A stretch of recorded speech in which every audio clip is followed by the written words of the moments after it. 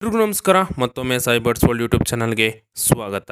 So ಇವತ್ತಿನ ವಿಡಿಯೋದಲ್ಲಿ ನಿಮಗಾಗಲೇ ತಮಿಳು ಮತ್ತು ಟೈಟಲ್ ನೋಡಿ ಗೊತ್ತಾಗಿರುತ್ತೆ. ಡೆಡ್ ಬರ್ಜೀಸ್ ಚಿಕ್ಸ್ ಅಂತಂದರೆ ಬರ್ಡ್ಸ್ಗಳು ಮರಿ ಮಾಡ್ತವೆ ಆಮೇಲೆ ಸಾಯಿಸ್ಬಿಡ್ತವೆ. ಅದು ಯಾವುದೇ ಬರ್ಡ್ ಆಗಿರ್ಬೋದು, ಬರ್ಜೀಸ್ ಆಗಿರ್ಬೋದು, ಕಾಕ್ಟೇಲ್ ಆಗಿರ್ಬೋದು, ಕನೂರ್ ಆಗಿರ್ಬೋದು, ಯಾವುದೇ ಬರ್ಡ್ ಆಗಿರ್ಬೋದು.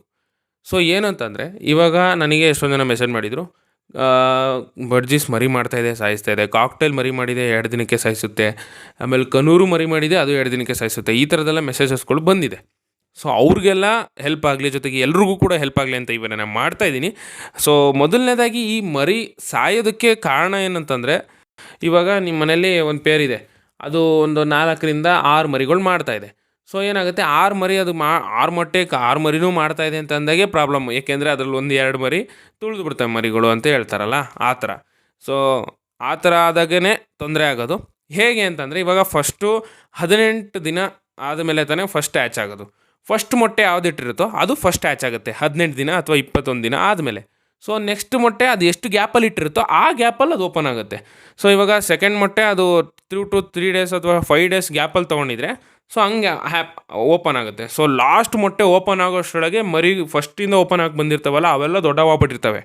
ಹೆಂಗೆ ಅಂದರೆ ಎಲ್ಲ ರೆಕ್ಕೆ ಪೊಕ್ಕೆ ಎಲ್ಲ ಬಂದ್ಬಿಟ್ಟು ಅಲ್ಲೇ ಅದ್ರ ಅಮ್ಮನ ಹತ್ರನೇ ಊಟ ಕಿತ್ಕೊಂಡು ತಿನ್ನೋ, ಅಂದರೆ ಅದ್ರ ನೀಟಾಗಿ ಈಸ್ಕೊಂಡು ಕಲೆಕ್ಟ್ ಮಾಡ್ತಾ ಇರ್ತವೆ. ಅದ್ರ ಅಮ್ಮ ಏನು ತಿನ್ಸೋದೇ ಬೇಡ, ಅದೇ ಕೊಟ್ಟಿದ ತಕ್ಷಣ ಎತ್ಕೊಂಡು ಕಚ್ಚಾಡ್ಕೊಂಡು, ಅಂದರೆ ಸೌಂಡ್ ಕೇಳಿರ್ತೀರ ಗುಯ್ ಗುಯ್ ಗುಯ್ ಅಂತ ಕೇಳ್ಕೊಂಡು ತಿನ್ಬಿಡ್ತವೆ. ಸೊ ಈ ಮರಿಗಳು ಇನ್ನೂ ಚಿಕ್ಕವು, ಲಾಸ್ಟಲ್ಲಿ ಓಪನ್ ಆಗಿರೋವು ಏನಾಗ್ತವೆ, ಕಣ್ಣು ಇನ್ನೂ ಬಿಟ್ಟಿರಲ್ಲ, ಸೈಜ್ ಕೂಡ ಚಿಕ್ಕದಾಗಿರುತ್ತೆ. ಆಮೇಲೆ ನೀವು ಮಡಕೆನಾರ ಚಿಕ್ಕದಾಗಿ ಕೊಟ್ಟಿರ್ತೀರ ಅಂದ್ಕೊಳ್ಳಿ, ಆವಾಗ ಅದು ಮರಿಗಳು ಸಾಯೋಂಥ ಚಾನ್ಸಸ್ ಇರುತ್ತೆ. ನೆಕ್ಸ್ಟು ಎರಡನೇದು ಏನಂತಂದರೆ, ಕೆಲವೊಂದು ಟೈಮ್ ಏನಾಗುತ್ತೆ, ಈ ಬರ್ಡ್ಸ್ಗಳ್ದು ಆ ಮರಿಗಳೇ ಒಂದೊಂದು ಟೈಮು ಏನಂತಾರೆ ಊಟ ತೊಗೊಳಲ್ಲ.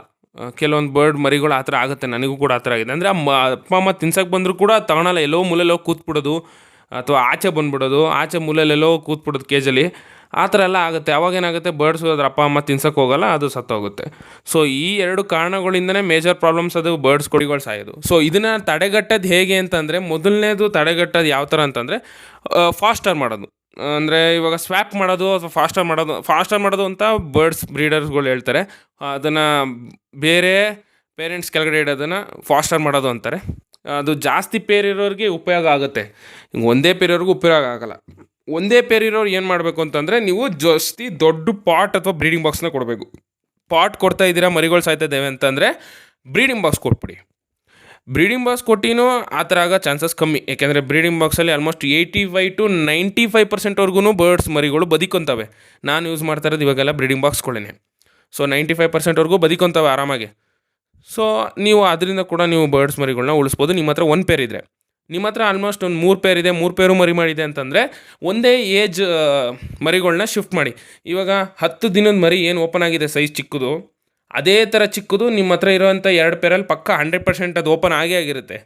ಸೊ ಅದನ್ನೆಲ್ಲ ಒಂದೇ ಕಡೆ, ಆ ಚಿಕ್ಕದೆಲ್ಲ ಒಂದೇ ಏಜು ಒಂದೇ ಕಡೆ, ಮಿಕ್ಕಿದ ದೊಡ್ಡವೆಲ್ಲ ಒಂದು ಕಡೆ. ಸೊ ಆ ಥರ ಮಾಡಿದಾಗ ಏನಾಗುತ್ತೆ, ಒಂದೇ ಸರಿ ಬೆಳ್ಕೊಳ್ತವೆ. ಯಾವುದೇ ಥರ ದೊಡ್ಡದು ಚಿಕ್ಕದು ಭೇದ ಭಾವ ಬರೋಲ್ಲ, ತುಳಿಯಲ್ಲ. ದೊಡ್ಡ ಮರಿಗಳು ಚಿಕ್ಕ ಮರಿಗಳು ತುಳಿತವೆ ಅನ್ನುವಂತಹ ಸಮಸ್ಯೆನೇ ಬರೋಲ್ಲ. ಸೊ ಇವತ್ತಿನ ವಿಡಿಯೋದಲ್ಲಿ ನಾನು ನಿಮಗೆ ತಿಳಿಸ್ಕೊಟ್ಟಿದ್ದೀನಿ ಯಾವ್ಯಾವ ಥರ ಬರ್ಜೀಸ್ಗಳು ಮರಿಗಳಿಗೆ ತೊಂದರೆ ಆಗುತ್ತೆ ಅಂತ. ನಿಮ್ಗೇನೋ ಡೌಟ್ ಇಡ್ಸು ಅಂತಂದರೆ ಕಮೆಂಟ್ ಸೆಕ್ಷನಲ್ಲಿ ಕಮೆಂಟ್ ಮಾಡಿ, ಮತ್ತು ನಾನು ಉತ್ತರನ ಕೊಡ್ತೀನಿ ಅಂತ ಹೇಳ್ತಾ ಇವತ್ತಿನ ಒಂದು ವಿಡಿಯೋನ ಮುಗಿಸ್ತಾ ಇದ್ದೀನಿ. ಮತ್ತೆ ನಿಮ್ಮ ಮುಂದೆ ಒಂದು ಹೊಸ ಟಾಪಿಕ್ನೊಂದಿಗೆ ಬರ್ತೀನಿ. ಅಲ್ಲಿವರೆಗೂ ಟೇಕ್ ಕೇರ್, ಬಾಯ್ ಬಾಯ್.